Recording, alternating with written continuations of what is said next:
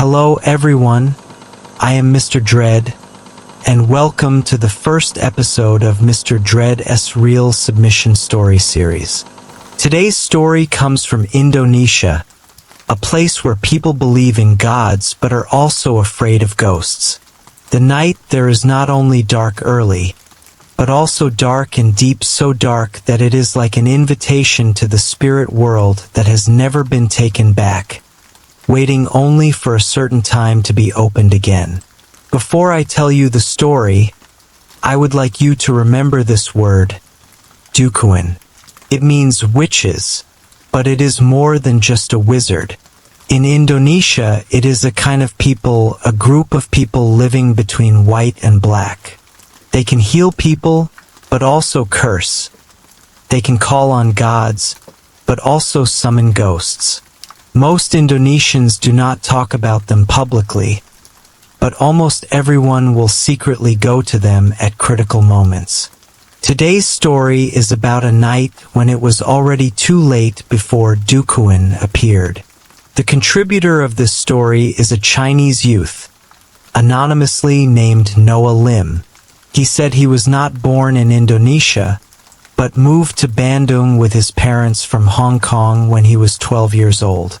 This city is hot, humid, slow, and old. People pray devoutly during the day and whisper stories at night. At first, Noah was not used to it and always felt that the city was a little morbidly quiet. But as time went by, he gradually adapted to the rhythm here and made some local friends. The one he was closest to was his schoolmate Arif Yusuf. Their friendship initially came from an inexplicable sense of mutual familiarity, as if they had known each other in their previous lives. One day, Arif invited Noah to stay at his home for a night on the weekend, and the reason was simple. His parents made Indonesian chicken nasi lemak at home, and he wanted Noah to try it too. Noah remembered that evening. The sky was as dark as a pot of burnt soup. He followed Arif into the long and narrow townhouse, a two-story building with a green-tiled front hall and an alley without streetlights outside the door. After dinner, the two of them went out for a walk as usual to help digest their food. Just as they turned the corner toward home, things started to get weird. It was an old house next to theirs. A man stood at the door, smoking and not talking. He stood straight, as if he had been pulled out of the shadows. Noah couldn't see his face, only the cigarette but flashing in the darkness. Arif nodded and greeted the man out of politeness, but the man ignored them, as if he hadn't heard them at all. He took the last puff of his cigarette and turned back into the house without looking back. Noah immediately felt something was wrong and asked Arif, "Is this your neighbor?" Arif shrugged and said casually, "I live alone. It seems like I've been like that all year round." He didn't explain much, nor did he show any uneasiness, but just continued to walk towards his home. Although Noah was a little upset, he thought that this was someone else's neighbor after all. So he didn't say much. He didn't know that he had been targeted by a certain existence that night. That night, Noah slept in the study room on the second floor of Arif's house. It was a small room facing the street, close to the stairs, with windows facing the street. There were no curtains, and the light and darkness of the street were visible. Arif made a temporary single bed for him and handed him a slightly damp thin blanket. It was around 11 p.m.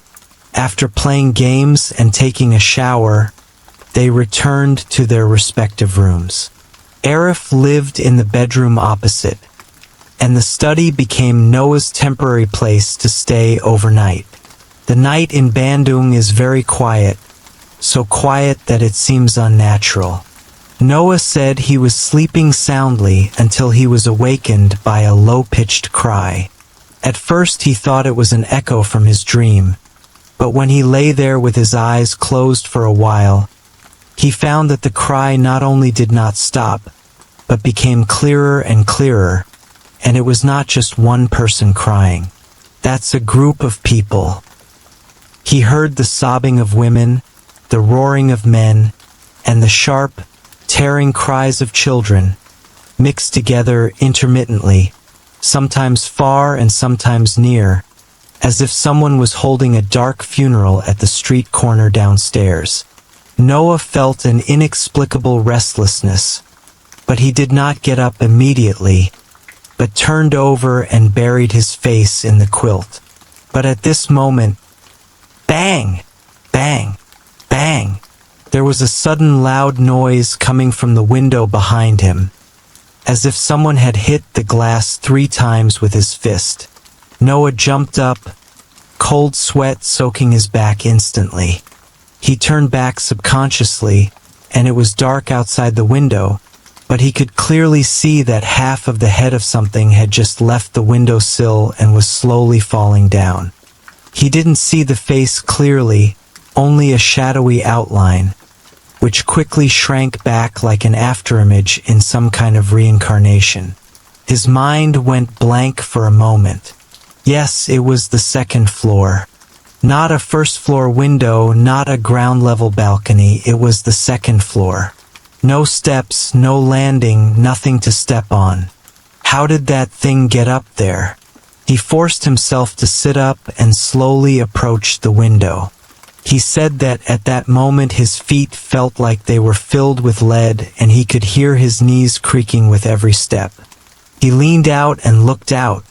The street was still as dark as faded ink paper, but right in front of Arif's house, there stood a man. He just stood there with his back to their house, his back stiff, his head slightly raised, as if he already knew that someone would be watching him through the window. With the light of the waning moon, Noah confirmed that he knew this man. It was the neighbor who smoked at night and ignored people who greeted him. Noah glanced at his phone secretly. It was 2:17 in the morning.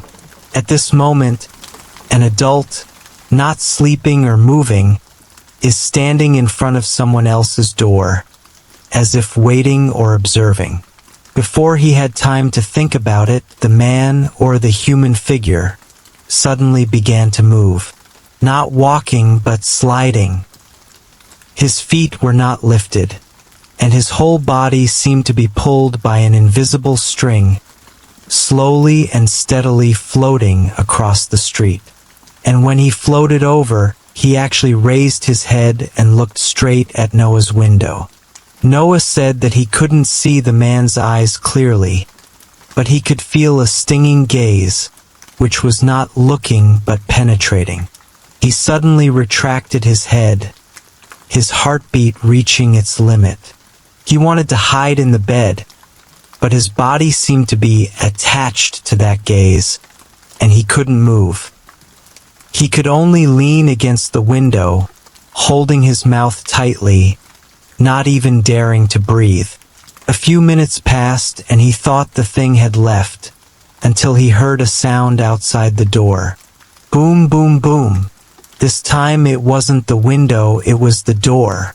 Noah turned to the door almost instinctively, his palms sweating. The door panel was shaking slightly. The sound was neither fast nor slow, as if someone knew he was inside but didn't want to scare him, trying to confirm. He made no sound and did not move. After the knocking stopped for 2 seconds, a familiar voice sounded. "Noah, it's me. Can I come in?" It was Arif's voice, spoken in a low tone, like the kind of voice one would use at night to avoid waking up the family. Noah said that he felt relieved and almost responded, but at the moment he was about to open his mouth, some intuition made him swallow the words back. He remembered, Arif's room was opposite and its door was locked, but he slept in the study and its door was not locked at all. But now, why doesn't the Arif outside the door just push the door open and come in? Noah was still standing by the door, his legs stiff, his fingers pressed against the door, and he could almost feel the slight vibration coming from the wood at that moment. There was no more talking on the other side of the door, nor was there a second knock. But he could clearly hear the door handle moved. The clacking sound of the rapidly spinning metal was particularly harsh in the middle of the night. It wasn't trying to open the door. It was like something was frantically trying to twist it. Noah held his breath for a second, and he knew the door was unlocked. In other words, as long as the person outside the door really wants to come in, there is no need to twist the door. A gentle push is enough. But instead of pushing it, it turned the handle frantically, as if it was imitating the act of entering a door without understanding the nature of the door at all. At that moment, he finally determined it wasn't Arif outside the door. Maybe it wasn't from the beginning. The doorknob suddenly stopped turning and was replaced by complete silence. It was so quiet that he could hear the pulsation of his own carotid artery. Boom, boom, boom. Noah didn't dare to move or shout. He just stood there, staring at the door, until a light sound of footsteps slowly drifted away from the door. He didn't dare to relax immediately. He waited until he was sure that there was no movement outside before he slowly, almost instinctively, moved towards the crack in the door. He didn't open the door, but just leaned against the wooden door and looked out. The crack in the door was extremely narrow, but he saw a figure moving at the end of the corridor. It was Arif, his friend. Arif was wearing a white t-shirt with his back to him and was pacing slowly in the corridor as if he was distracted. When Noah saw this, he felt relieved for a moment, but then all the hairs on his body stood up, because Arif's walking posture is not right. Not the look of someone who was drunk or half asleep, but a way of moving that Noah had never seen in real life. His steps were slow and dragging, his spine leaning forward as if it had lost its support, and his head slightly tilted like a hanging puppet. Noah didn't dare to go out that night. He retreated to his room, put a chair behind the door, and didn't sleep all night. It felt like being trapped in a stuffy jar, and every second was compressed into a knife point. When day finally broke, he heard the clatter of pots and pans in the kitchen downstairs. Arif's parents had gotten up. He opened the door gently and leaned out. The sun shone through the gaps in the curtains, and everything seemed normal. He even had the illusion that last night was a dream. But when he was about to wake Arif up, he found that Arif couldn't get up at all. He is sick. He fell into a strange state, with a high fever and blurred consciousness, as if something inside his body was occupying his place. Noah told Arif's parents everything that happened last night.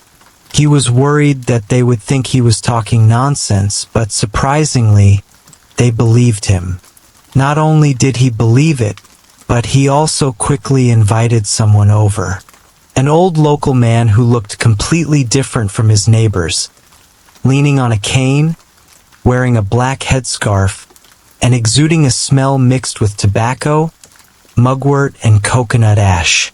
Noah didn't understand who that man was until Arif's father whispered two words, Dukuin. Dukuin. Noah had heard the word before. He knew what it meant. This man wasn't a doctor. He was here to cast out something. The Dukuin didn't say anything more, but just nodded after Noah described what happened last night. His eyes were small, almost hidden by wrinkles, but for a moment, when he looked up at the second-floor window, Noah felt as if he could see something that he couldn't see during the day. It's not a disease. It's entering the body. The old man's voice was hoarse, but his words were as cold as a knife. He said that it was not an ordinary spirit, but a soul that died unjustly, a local male in his 30s who died unwillingly, with no one to offer sacrifices to his body, and his soul was trapped. He had been lurking in this area for some time, waiting for a container. Your friend's body was too empty and his soul was too loose. So, he came in. Noah suddenly recalled the details of last night. Arif was not possessed by evil spirits, but seemed to be stared at by something. And this something, was it the man standing at the street corner late at night, looking through the window? Dukuin nodded. You said that neighbor next door doesn't look like a normal person? Noah immediately chimed in. When we got home, he was smoking, and my friend greeted him. But he didn't respond at all, just stood there, and then went straight into the house. As the old man listened, he took out a string of red beads from his cloth bag and chanted an inaudible spell. He said that if the soul really came from that house, then it should be an empty shell now. Let's go and take a look. Arif's parents followed him to the door of the house next door. Noah said that it was the first time he saw an adult knock on the door in that way. Not with the back of the hand or the knuckles, but with the palm of his hand gently tapping the center of the door, again and again, and each tap seemed to be communicating with another existence. No one responded. There was no sound of footsteps or breathing. The whole room was like a sealed urn, dead and silent. Dukuin narrowed his eyes, sprinkled a small circle of gray powder at the door, and then whispered, "There is no one, but there is Call the police." No one expected him to say this, but he insisted that if there was still something in the room, the sunlight must be fully let in. Arif's parents contacted the local police and told them that something was wrong with their neighbor's house and no one had been coming in or out for a long time. A few hours later, the police broke into the house. Noah said that he would never forget the smell in the room at that moment. But the problem is, there is no stench of corpse. Even in a tropical hot region like Indonesia, if a body has been dead for more than a week, it is impossible not to smell it. But that day they saw a body that was so corrupt that it had broken apart. But there was almost no smell. That person was the smoking neighbor that Noah had seen last night. But he died long ago. Dukuin stood outside the house, looking at the body covered with cloth, and whispered. He practiced a forbidden ritual that used soul-calling techniques to attempt to summon a substitute. Unfortunately, he went too far and was eventually possessed by the devil. Arif's mother couldn't believe it. But he is a businessman. Why would he do this? Dukuin smiled coldly. You only saw how he did business, but you didn't see how he cursed at the door god after getting drunk. He had no money and no way out, so he took the last gamble. If you lose the bet, you don't lose everything, you give it all up.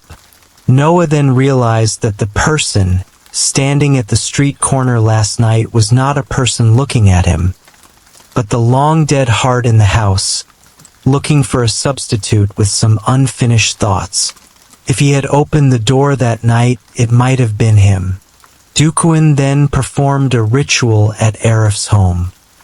He did not use a knife or blood, but burned a pungent resin which he called benzoin, and lit it on the corners, door frames, and bedside. After the ceremony, he placed a drop of red wax on Arif's forehead, saying it was soul-replacing fire. The next day, Arif woke up, looking weak but conscious, as if he had just recovered from a severe cold. Noah asked him if he remembered what happened last night. Arif said the only thing he remembers was being woken by a knock on the door. He tried not to respond, but then heard Noah's voice. "Open the door. I forgot to bring water." That's why he got up and opened the door. But Noah clearly never said this from beginning to end. The story doesn't end there. Noah said that after that night, his awe of Indonesia was completely awakened. The wind in Bandung seemed to have become cooler since then. Even at noon, when the sun was shining brightly, he would unconsciously take a detour under the shadow of the banyan tree on the street corner. But what really changed his boundary between belief and disbelief was another incident that happened a few months later. An experience that was even more incomprehensible than the knock on the door at midnight. At the age of 21, he had already started helping his family run the fabric business. He often traveled to different regions to meet with clients. One time, he flew alone to a village in the interior of central Java to meet a young client named Bimo Wibowo. Bimo is about the same age as him, enthusiastic and talkative, always with a few brothers around him, and looks like a native village master. The two had a great chat at a barbecue stall in the town that night, and later went to a bar not far away. Although most parts of Indonesia restrict drinking for religious reasons, semi-underground places like this still exist, but they are hidden and low-key. By the time they were almost done drinking, it was already dark. Bimo suggested walking back to the village, saying that this way they would sober up quickly and enjoy the night breeze. But here comes the problem. The shortcut from the town back to the village is a small path through a banana grove. The villagers have a nickname for that place, Ghost Road. Noah didn't think much about it at first. He just thought that the forest was really quiet under the moonlight. Even the sound of insects could not be heard.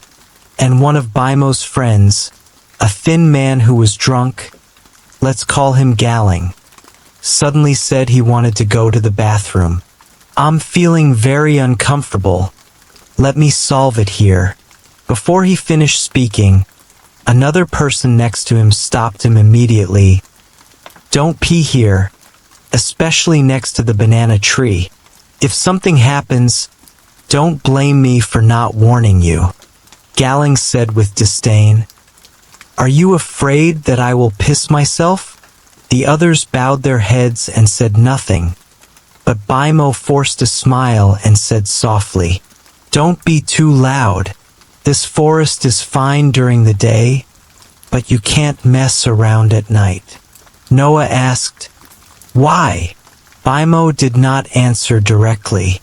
Instead, he took out his cell phone and turned on the flashlight, shining it under a thick banana tree. "I saw a small package wrapped in white cloth buried on the ground, with a few burnt incense ashes and a handful of red rice on it, and chicken feathers scattered in the corners. Someone is here to perform a ritual, maybe a dark ritual. That bag is either a curse or a substitute. Whatever it is, don't step on it." Galing sneered, staggered into the forest, and said, "Whether you believe me or not, I will spread the seeds here." Noah said that the moonlight was particularly bright that night, making the banana leaves glow green. But the deeper into the forest we went, the more the light was blocked. Galing walked less than 20 meters before he disappeared behind the shadows of the trees. 1 minute, 2 minutes, 3 minutes passed. He didn't come back. At first they thought he was drunk and lying down asleep, but when they started calling his name, there was no response from the woods. "It's not that he's ignoring me, it's that he's showing no sign of responding at all." It was as if the sound could not get through, and as if Galing was no longer at this end of the world from that moment on. Galing, Atit, stop messing around and come out. Several people held up their cell phones and shone them into the banana forest. The beams of light penetrated the gaps in the forest, but could not illuminate the space 1 meter away. Noah described the forest as if something had eaten up the light, leaving only a depressing, echoless darkness. Listen, there are no insects chirping. This was a sentence Bimo whispered, and the air froze instantly. In Indonesian villages, there should be insects, frogs, and wind sounds even at midnight. But this forest was so eerily silent that even the wind didn't dare to come in. Noah finally realized that this wasn't just Galing joking. Something really happened. They decided to split up and search. They couldn't just go back to the village and report. Noah followed one of them and searched along the edge, trying not to go into the center, while Bimo led another person to carefully go deeper into the forest. But strange things started happening. First, the phone stopped working. Just a few steps into the woods, Noah's phone suddenly shut down automatically, and the screen went black, as if the power supply had been cut off. He thought the battery was dead, but he remembered that it was still 40%. Even more strange was that another person's phone also went black at the same time, and even the light didn't turn on. They could only move forward in the dark. Next came the loss of sense of direction. They walked back and forth for more than 10 minutes, and when they looked back, they saw the banana tree they had marked earlier. Under the tree was a piece of incense ash package that had been stepped on and a handful of yellow rice, which were the talismans they had just carefully avoided. This means that they are going in circles. Noah began to panic. He had never experienced such a scene that was out of physical logic. It was like being surrounded by a certain will and force to get lost. At this moment, a voice suddenly came from a distance. Bimo! It was not Galing's voice, but Bimo's, with a little haste and uncertainty.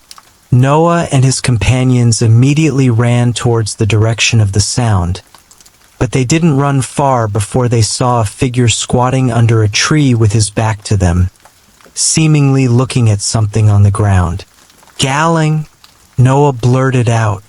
The figure slowly raised his head, without turning around, but just tilted his head towards them little by little. Bimo suddenly rushed forward, pulled Noah back, and growled in a low voice, "It's not him. Don't come near." Noah was almost dragged to the ground by him and fell into the bushes, with a bloody cut on his ankle. But he didn't care about the pain. He only heard Bimo yelling, "Run to the exit! Don't look back!" They ran desperately out of the forest, not daring to stop or ask, until they rushed out of the boundary of the banana trees and stepped onto the path again. The cell phones lit up again and the chirping of night insects came into their ears again. Only then they realized that it was already daybreak. Galing still hasn't come back. They did not dare to return to the village without permission, and went to the village chief's house overnight to explain the situation. The next morning, the village organized a small-scale search and rescue team to enter the forest. After searching for a whole day, they found nothing. No people, no footprints, and even the pile of banana leaves that Galing had stepped on when he came had returned to their original state, as if the forest had automatically erased all traces.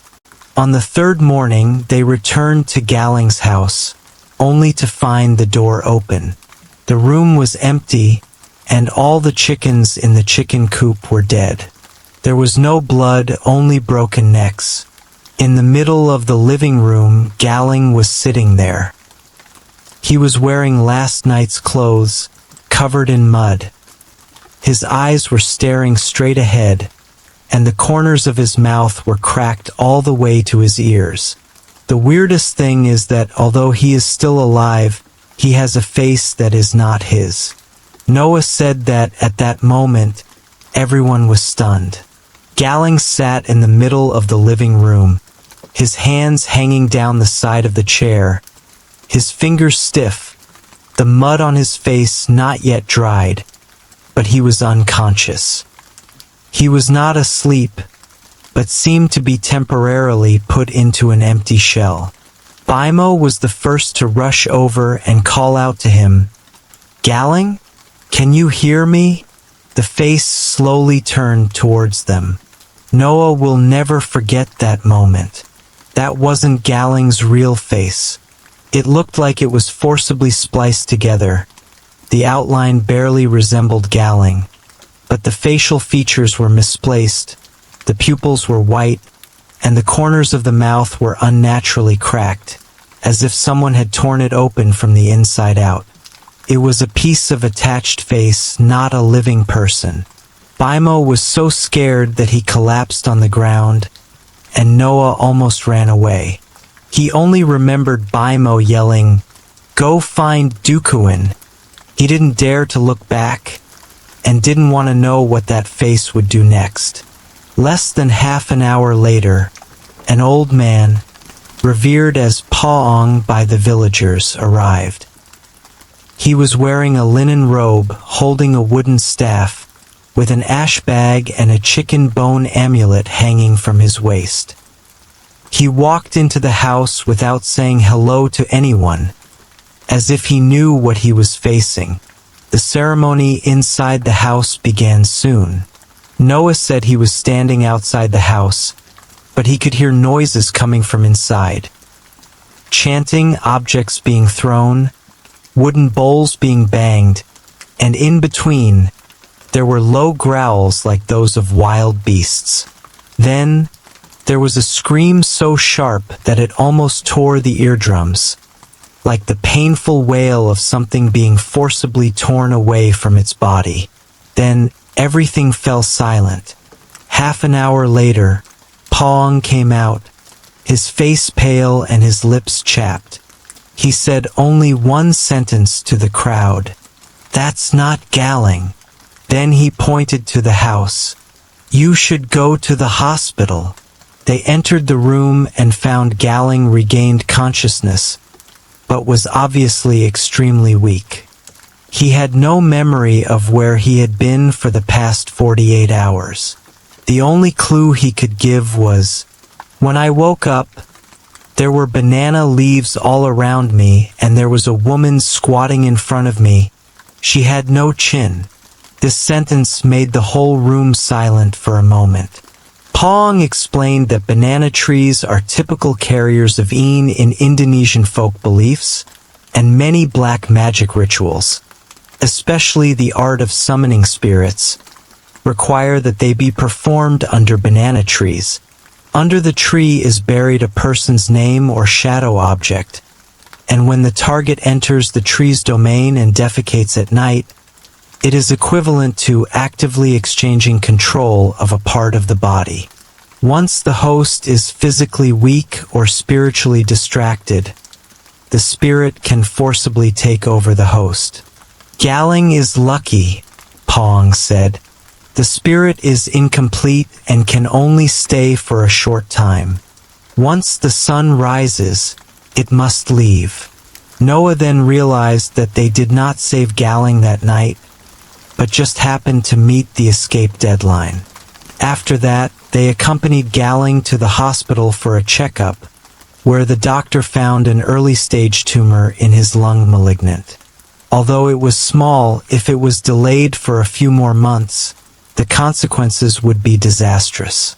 He underwent surgery and is doing well. Paong said the spirit left not because it was defeated, but because it knew it would not stay in this body for long. So it chose to find another target. And that target was almost Noah. Because you are standing closest and because you see the most. After this experience, Noah did not set foot in the hinterland of the township for a long time. He said that he was still not sure whether he was really targeted, but during that time, he often heard footsteps outside the door in the early morning, and it seemed that someone was watching him behind the curtains. He didn't open the window, turn on the light, or ask, "Who is it?" He said he had learned one thing since then. In Indonesia, faith is a law of survival, not a folk interpretation. You can choose not to believe it, but it is best not to try to challenge it. Because some taboos are not meant to be understood, but to be avoided. No matter where you go in the world, you must have due respect for local beliefs and traditions. Don't think that you can get away with it as long as you don't believe it. Every taboo that has been passed down for hundreds of years is not groundless. Well, today's story ends here. If you like it, please like and subscribe to me. If you have similar experiences or good stories, please share them in the comment area. I am Mr. Dread, your most loyal friend, always here to accompany you in the form of stories.